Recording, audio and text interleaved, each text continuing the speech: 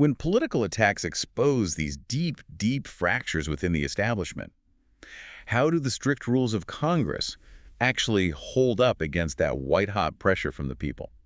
That really is the central question, isn't it? It's the tension of modern legislative governance, especially in the House.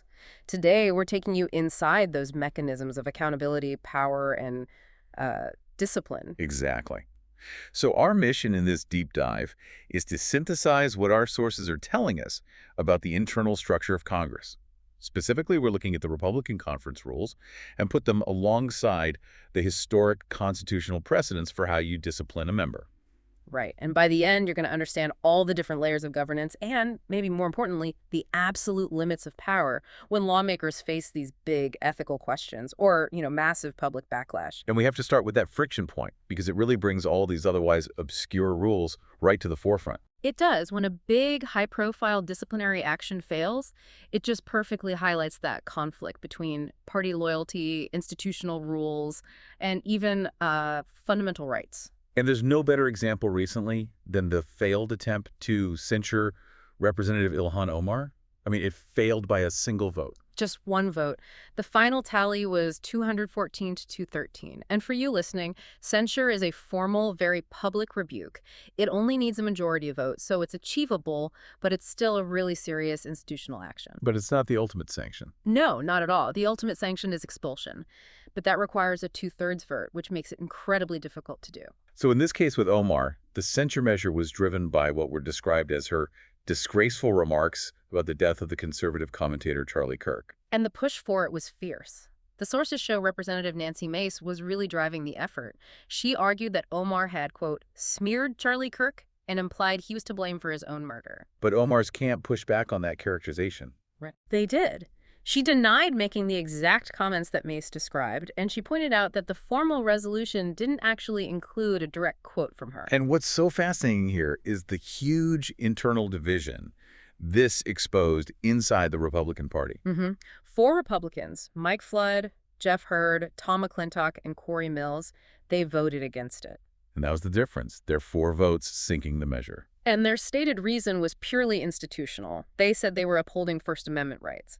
Representative Jeff Hurd said very explicitly he voted against it because the resolution tried to, in his words, strip another member of Congress from committees and to silence her for exercising the First Amendment right to free speech. So there are the battle lines drawn instantly. Mm-hmm. You have free speech on one side, and on the other you have this intense demand from the conservative grassroots for immediate consequences. And the backlash was explosive. Yeah, immediate. Commentators like Mark Levin called the 4 dissenters disgraceful and insisted they needed to be primaried and defeated for, as he saw it, supporting Omar after she was perceived as cackling at Charlie Kirk's assassination. Nancy Mace really put a fine point on it, too. She said 4 Republicans sold out tonight. They sided with Democrats to protect Ilhan Omar. So that failure, like single vote failure, it just shows you how incredibly difficult discipline is right now.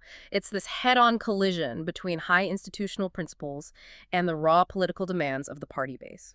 Which forces us to ask, okay, so what is the actual blueprint that governs the party when things hit a boiling point like this? And that's where we're going next, because before the entire House can act with something like censure or expulsion, the Republican conference governs itself with its own very detailed set of internal rules. This is their own blueprint for order. Okay, so let's unpack that structure of power first. The rules seem to clearly define who holds elected power. The Speaker, the Republican leader, the whip, and so on. Right, and then you have designated leaders, like the chair of the House Rules Committee. But the key thing here, the really interesting part, is the structural restraint they built in to prevent power from getting too concentrated. How so? Well, they have a rule that bars the top elected leaders, so we're talking the Speaker, the Republican leader, the whip from, also serving as the chair of any standing committee. Wait, hold on. So if you're the Speaker of the House, you lead the entire chamber, but you can't also use that position to, say, run the Powerful Ways and Means Committee. Exactly. It's a dispersal mechanism. It prevents the person at the very top of the party from also dominating the legislative details of a major policy committee. It forces them to share power. That is a surprising check on authority. Okay, so what about accountability when it comes to, personal ambition? Using one job to get the next. They have rules for that, too. There are very clear rules on ethics and career moves. If an elected Republican leader or a committee chair publicly announces they're seeking other elected office, federal, state, or local, the rule is they have to immediately resign their current leadership post. Wow. That's a bold mandate. So it's designed to stop them from using committee resources or staff visibility to just promote their own next campaign. It is, but there's a little bit of an out. The powerful steering committee can vote to waive that requirement, so the party keeps ultimate control. But the default, the starting position, is you resign immediately. You mentioned the steering committee. Let's talk about that, because our sources confirm this is basically the organizational engine of the whole conference. Oh, absolutely. It's the gateway to power. It recommends all the standing committee chairs and members to the entire conference. So if you want to run a committee or even just get on a good one, you have to go through the steering committee. And the way it's set up ensures leadership keeps a pretty firm grip. The speaker chairs it and gets 4 votes, while most of the other members only get 1. That's right. It formalizes that centralization of organizational power. And if the party is in the minority, the Republican leader gets those 4 votes instead. So the person at the top always has this powerful lever to shape committees and, by extension, the entire legislative path. Okay, so those rules lay out the internal power structure. Let's shift now to the nuts and bolts of governing. Specifically, how the conference tries to impose fiscal discipline on the actual bills they pass. This really starts with a philosophical commitment to Article 1 of the Constitution. The policy says the conference will, and I'm quoting here, to the maximum extent practicable, draft legislation so as to preserve Congress's authorities under Article 1. In other words, a commitment to making sure Congress does its job and doesn't just hand power over to the executive branch or some bureaucracy. Exactly. And the way that translates into actual practice is by putting up guardrails around one of the most common legislative tools, which is the suspension of the rules calendar. Which is typically used to fast-track bills that are seen as non-controversial. Right, but the Republican rules place these really detailed restrictions on what can be considered non-controversial, and this is where the hard fiscal limits come in. The leader can't even schedule a bill for that fast-track calendar if its cost estimate is over $100 million. $100 million, that's the cap. That's the cap, unless that cost is fully offset by an equal reduction in current spending. It's a dramatic constraint that forces them to think in terms of balanced budgeting, even for small bills. So it prevents that slow creep of 1,000 small, expensive items. Yeah. And it goes even further than just cost, right? Oh, absolutely. If a bill creates a brand new program, the rules demand it must also eliminate or reduce a program of equal or greater size. On top of that, any new authorization has to include a specific sunset provision. So new programs have to be paid for by cutting old ones, and all new spending has to have a visible expiration date. It's a way to make sure new programs aren't just stacked on top of old ones without any real scrutiny. And they also codified a commitment to substance over, fluff.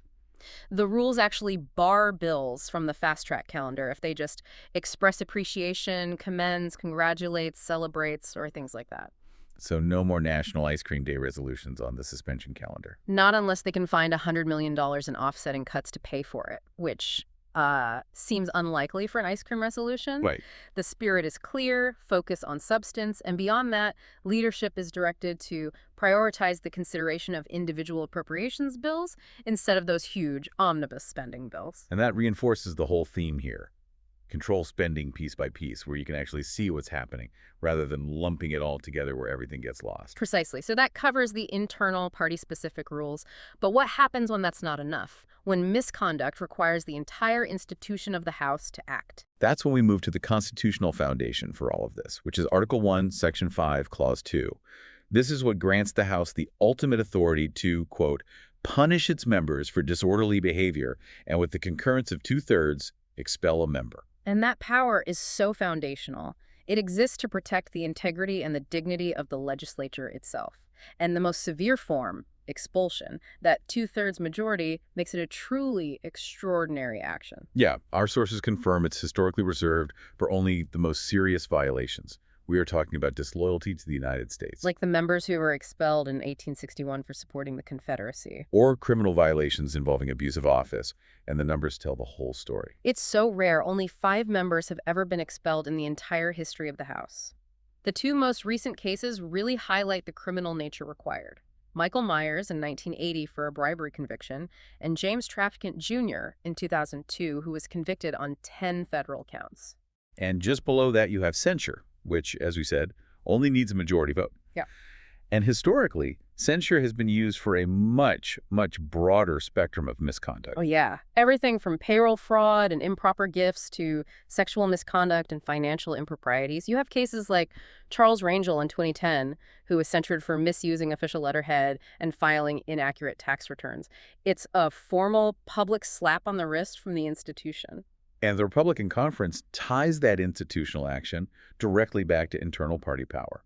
Their rules say a committee chair who is censured by the House shall cease to exercise the powers of such position. It's an immediate, automatic consequence. And just as important, the party has its own detailed rules for dealing with felonies long before the House even gets to censure or expulsion. So what happens if a member is just indicted for a serious felony? Upon indictment, the member shall submit his or her resignation from their committees and step aside from any leadership positions. The expectation is immediate action, though they can be reinstated if they're acquitted or the charges are reduced. But if they're actually convicted? Then the consequence is mandatory removal. A member convicted of that kind of felony shall be removed from any such committee within 10 legislative days. They are not waiting for the House to act. They're enforcing their own internal consequences. It's a really robust internal system, at least on paper. But when you look outside these specific House rules, you see how accountability is so often avoided or just rebranded in the larger political world. That's a crucial contrast to draw. The political world is very good at finding ways around formal accountability. You see this struggle between transparency and self-protection everywhere. Yeah, take the Democratic National Committee. Sources reported they blocked the public release of their 2024 election loss autopsy. They did the analysis, but then just decided to bury it. Right. The DNC chair called releasing it a distraction.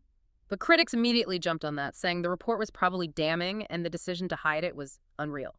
It's a perfect example of accountability avoidance. Or think about how political actors will rebrand existing money to make it seem like a new action. President Trump announced that very highly publicized $1,776 line warrior dividend bonus for service members. A very visible action. But the source material shows it was essentially a political rebrand. That money came from congressional funds that were already designated to subsidize military housing allowances. It was existing money, just renamed for maximum political impact. And finally, you see these highly symbolic fights over institutional norms.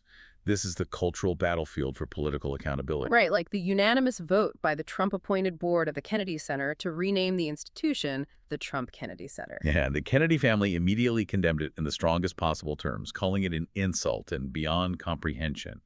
It just shows how even institutional names and reputations have become these high-stakes political battlegrounds. So what does this all mean for you as you're taking all this in? We've covered the layers of House Republican governance, the internal rules meant to disperse power, the strict fiscal rules. And we understand the clear constitutional tools for misconduct. The very high bar of a two-thirds vote for expulsion, which is for criminals and disloyalty, and the simple majority for censure, for a wider range of ethical lapses. But the sources reveal this one critical point about power and the ultimate accountability lever, the voter. Historically, Congress has shown significant restraint in expelling members if the electorate already knew about the misconduct and reelected them anyway. They saw it as deferring to the popular will. Exactly. So, in a world where party discipline is tested every single day, like we saw with that single vote failure on the Omar censure, is that long-standing deference to the voter's choice still the strongest protection against an overreaching Congress? Yeah. Or is that deference now the deepest weakness of a system that's constantly battling for its own institutional integrity? Something for you to chew on as you watch the next session unfold.